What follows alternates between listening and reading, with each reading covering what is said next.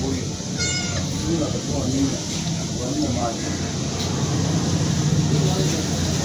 Unaweza kuchukua inaweza kutoa. Kwa muda masaa. Kwa siku moja maji. Au ndio ukaacha. Lakini